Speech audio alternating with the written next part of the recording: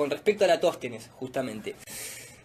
Lo que no nos cuentan de Eratóstenes, porque ellos en la historia oficial nos plantean como que fue la primera persona que determinó que la Tierra era esférica y que tenía un radio de 12.000 kilómetros de diámetro. El punto es que, claro, así nos lo explican en la escuela y, ojo, también en la universidad lo explican de esa manera. Ahora, lo que no te dicen es lo siguiente. Por ejemplo, Eratóstenes, él asumía, porque en esa época nadie tenía ningún incentivo para creer que la Tierra era esférica y menos que estaba rotando. Eratóstenes, lógicamente, a pesar de querer calcular eso, era geocéntrico. El tipo no es que pensaba que era una esfera, pero que además rotaba alrededor del Sol, sino que él mantenía la postura de, bueno, el Sol se mueve arriba nuestro, que es lo que todos vemos básicamente, y nadie pudo comprobar lo contrario. Pero después lo que no te dicen es, primero, Eratóstenes, en esa época, ni siquiera contemplaba lo que es la refracción atmosférica. Por lo tanto, vos no podés triangular el Sol, porque para nosotros vivimos como abajo del agua. Es como vos estar abajo del agua y vos ves una luz reflejada en la última capa del agua. Vos no podés determinar dónde está el objeto físico. Vos estás viendo la reflexión en el agua, pero vos no podés triangularlo. Después, lo trianguló de Alejandría a Siena, que hay 600 kilómetros. Obviamente, en esa época 600 kilómetros no era algo que levantabas el tubo y decías, che, maestro, ¿dónde? Supuestamente usó el equinoccio el mismo día. Pero el tema, ¿cuál es? El tema es que él tuvo que contemplar y considerar algo que jamás en la observación se demostró, que es que los rayos del Sol entran paralelos. O sea, cuando vos ves al Sol y vos ves los rayos del Sol siempre están en ángulo. Por lo tanto, si vos usás la trigonometría, los ángulos te llevan a la fuente de luz. Y la fuente de luz habla de un Sol cercano. Ni siquiera Eratóstenes determinó que el Sol estaba a 150 millones de kilómetros, algo que jamás se demostró tampoco. Lo de Eratóstenes depende del principio científico que vos querés demostrar. Si vos querés demostrar que la Tierra es esférica, podés hacer un montón de planteos, pero el problema ¿cuál es? Los rayos no entran paralelo.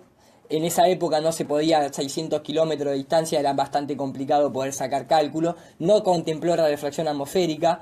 Nadie lo midió en estadios, porque en esa época no existía ni el kilómetro. O sea, el tipo dijo, la Tierra tiene 65.000 estadios, porque tomaban en cuenta un estadio griego. Te pones a estudiar y es toda una historia de fantasía muy compleja de creer realmente. Si yo tomo el mismo experimento, pero mi objetivo es demostrar la distancia al Sol, tomo las cosas como las observo, que es un principio científico.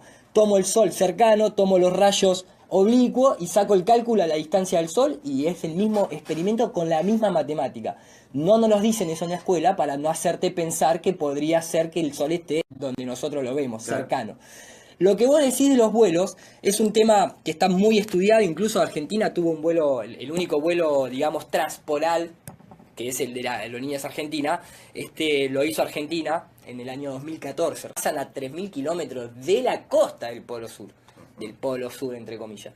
El punto es así, una figura, o sea, lo dice la renga, ¿no? Aunque el mundo termine en un círculo y el principio de dónde partir.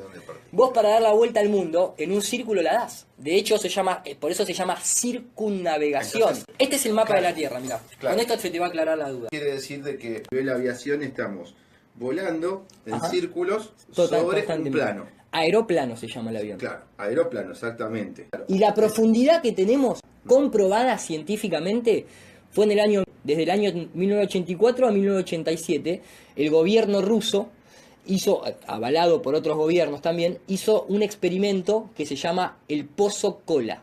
Es el pozo, o sea, la perforación más profunda que se hizo. ¿Más que la fosa de las Islas Marianas? Exacto, no solamente más, sino justo 2 kilómetros más.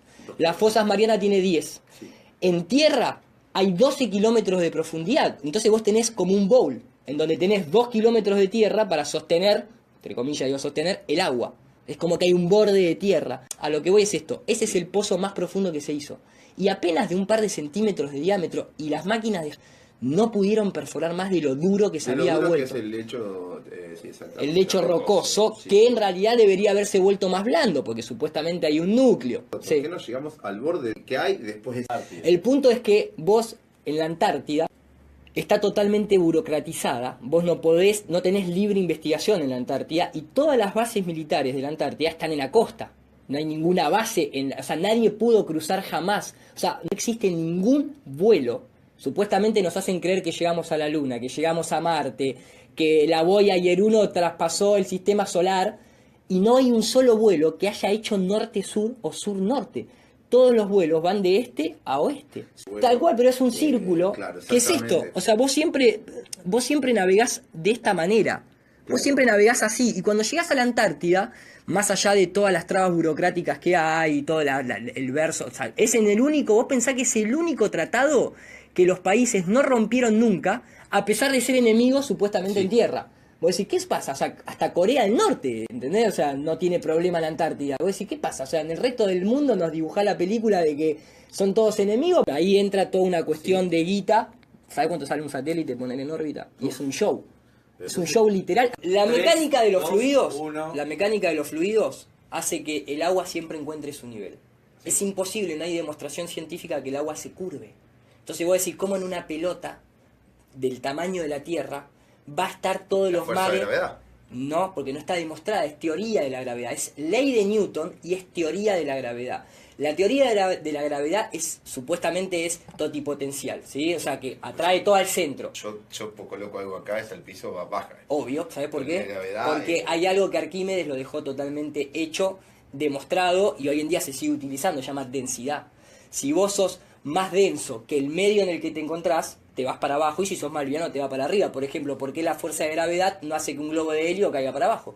¿Qué fuerza lo tira para arriba? El tema es, hay densidad, hay tablas de densidades, ¿sí? El aire es un fluido, el agua también y el gas también.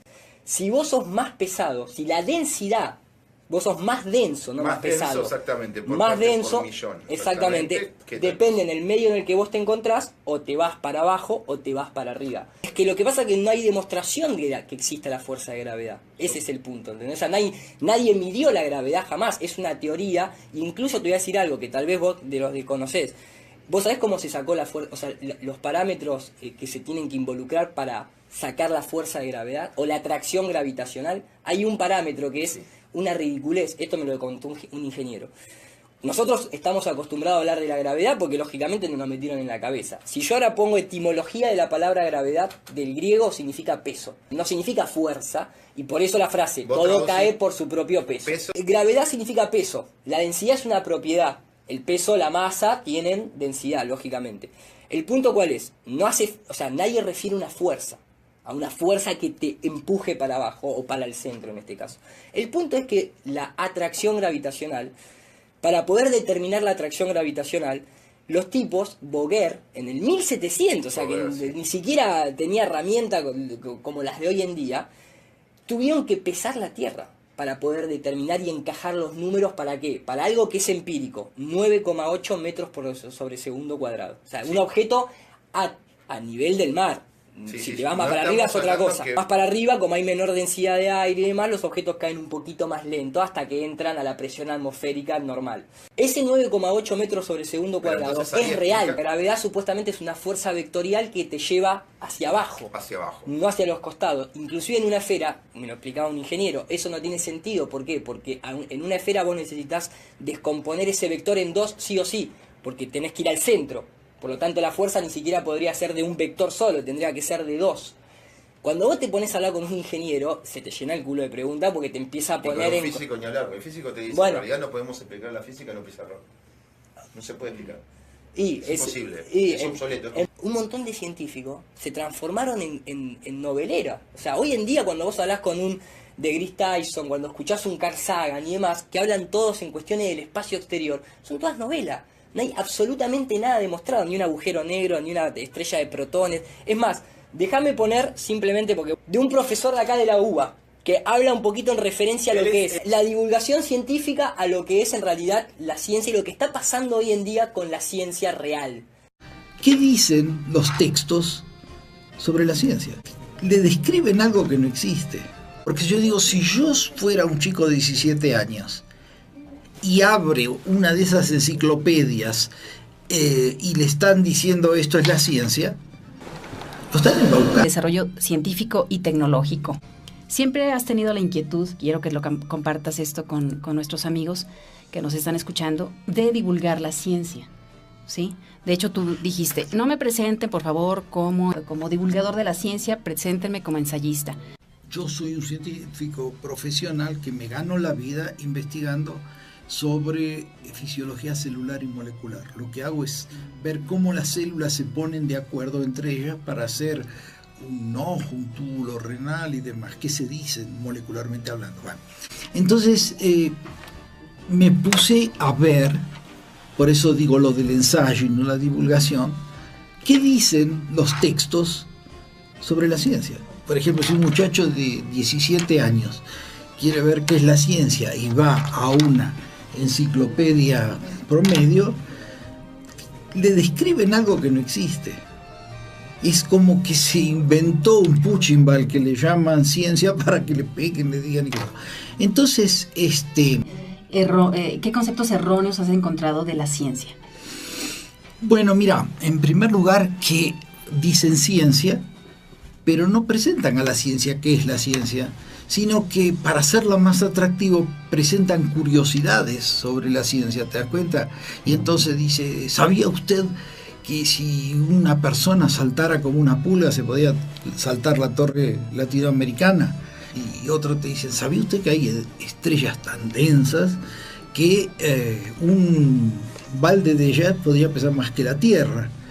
Entonces la gente pasó a tener la idea de que los científicos somos tarados que nos entretenemos buscando cosas raras. Y ahora me viene con que, ¿sabía usted que un agujero negro se puede comer toda una galaxia? Se pasa como curiosidades estúpidas de circo, ¿no es cierto? Es interesante porque la persona esta, los ejemplos que citan, es justamente de todo lo que nos estamos dando cuenta que es una religión y se llama heliocentrismo, que son los que controlan lamentablemente la mayoría, los jesuitas y el sionismo, las universidades. Ellos nos pusieron a dar vuelta a su sol, a su Dios. Nos dijeron, olvídate de tus sentidos, no te sirven para nada, te engañan. Sin embargo, sin tus sentidos no puedes cruzar ni calle 7 porque te lleva puesto un micro. La ciencia se basa en lo que es demostrable, observable y repetible. Es el principio científico. Sí. Los incas, los mayas, los aztecas, los navajos, los hindúes, los vedas, los tibetanos, esos hablan de una tierra plana. Todos. Ninguno habla de una tierra esférica. Todos es un plano de existencia. Cuando vos me hacías el chiste recién de lo de las tortugas, el tipo se cagaba de risa y hablaba de las tortugas, los elefantes. Y vos fíjate cómo estamos nosotros de adoctrinados, que cuando yo si yo pongo acá cosmología hindú, ¿sí? Porque es la hindú esa, o sea, sí. No te hablan de las otras, te hablan nada más que los mayas tienen una cúpula, de hecho en su dibujo de cosmología con una pirámide en el medio, que es esa que vos ves ahí. Esta que vos ves ahí es la cosmología maya. Es una cúpula rodeada con el sol y la luna dentro de esa cúpula, igual que están los templos masones, ¿eh? La luna y el sol en los templos masones están adentro de una bóveda, todas las iglesias tienen una bóveda. La egipcia también estamos todas, hablando lo mismo. Todas. El tema de la hindú es muy linda, ¿por qué? Porque uno boludea con la tortuga y los elefantes, ¿no? Entonces uno desde el lado terraplanista te dice, no, mirá, la tortuga refiere a quietud, la tierra está quieta. Los elefantes refieren a firmeza, a los pilares en donde está la tierra. Y después lo que se olvidan de la referencia hindú es la más importante. Te hablan de las tortugas, te hablan de los elefantes, pero no te dicen que está rodeado por una serpiente. La serpiente, fíjate que ni vos la nombraste, pero ¿sabés por qué hay una serpiente que se automuerde la cola? Ellos la representan muy bien, porque esto que vos estás viendo acá, la serpiente, ¿qué color tiene por lo general? ¿Con qué lo identifica uno? ¿Con qué color? Verde. Verde. Y vos sabés que lo que demuestra que la Tierra tiene una cobertura es la aurora boreal. ¿Qué color es la aurora boreal? El centro de la Tierra es verde. ¿Y cómo se mueve? Sí, como una serpiente. Como una serpiente. Entonces, esta parte nadie te la dice porque entonces ahí les daría sospecha. Yo quiero que usted dé el veredicto de esto. Fíjate cómo estaremos nosotros de cegados. Que cuando hablamos de la Tierra fuese plana o no, yo te tendría que hacer la primera pregunta, que fue la que me hicieron a mí, yo me quedé callado. Mira, maestro, si vos querés discutirme si la Tierra es o no de una manera, vos sabés qué fórmula es, qué ecuación es, por lo menos para poder saber a qué altura tenés que elevarte para saber si el horizonte es curvo, porque uno tiene la imagen de que tenés que irte a la loma del culo, ¿no? Mentalmente vos ahora, sí. ¿Qué número dirías que tenés que elevarte para saber realmente que la Tierra es curva? No me acuerdo. No. Creía, por desconocimiento, que uno tenía que realmente irse muy arriba para demostrar que si la Tierra mide 12.000 kilómetros de diámetro, como determinó Eratóstenes, yo digo, bueno, te tenés que ir muy arriba para ver si el horizonte es curvo. Por eso nosotros no lo vemos. Hasta que vos hacés las cuentas matemáticas. Por ejemplo, si vos hoy en día entrás hasta la revista Muy Interesante, creo que es una revista que todos conocemos, Como la Tierra dijeron que tenía 12.000 kilómetros de diámetro, no te puedes escapar de las matemáticas. Los tipos tienen que decirte la verdad numéricamente. ¿Que cuál es? Para ver bien la curvatura terrestre, no hace falta elevarte más de 20 kilómetros de altura. 20 kilómetros de altura no es nada. No es nada. Nada. Ahí mencionan a los 10 kilómetros de altura, que es a la altura que viaja un avión comercial. En un avión comercial vos deberías ver un poquitito, pero es muy difícil. Pero deberías ver una pequeña curva. Nadie jamás lo vio en un avión. La gente que tiene la percepción de haberlo visto es porque el vidrio es plexiglas y te curvea los bordes. Está todo analizado, demostrado y demás. Pero a los 20 kilómetros sí deberías poder ver la curvatura. Entonces, ¿qué empezaron a hacer una serie de ingenieros? Esto.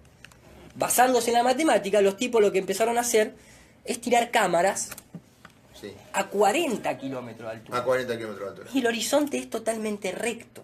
Acá ya debería haber una curva de varios grados. Una curva de más de 4 grados. Lo cual tendría que ser totalmente perceptible. El punto es el siguiente. El ojo o cualquier... ¿Eso que se ve ahí sería el sol? Eso es el sol, que está acá nomás. Físicamente, la óptica, por matemática también, te dice que todas las imágenes, sean del ojo humano, o de un lente, o de un telescopio, o de una cámara de fotos, por limitante, resulta, obviamente, en un círculo de visión, en un ángulo, no en una esfera. Entonces, cuando uno ve el horizonte así, es recto, pero lo que pasa es que la cámara no llega a enfocar más, y por lo tanto vos ves algo circular. El sol de lejos, allá, iluminando el día de la Tierra, y el globo acá, en la parte nocturna de la Tierra. Eso en una Tierra esférica, olvidate. Mirá, sol, punto cenital de luz. El sol está acá y el punto cenital de luz está acá. Esto supuestamente para la ciencia... Es imposible. Para la ciencia oficial esto está a 150 millones de kilómetros. Claro. ¿Entendés? Vos decís, ¿qué está pasando? Fíjate, mirá este. Directamente. 3.000 kilómetros de distancia. 3.000 kilómetros de distancia. Totalmente recto. Es muy interesante.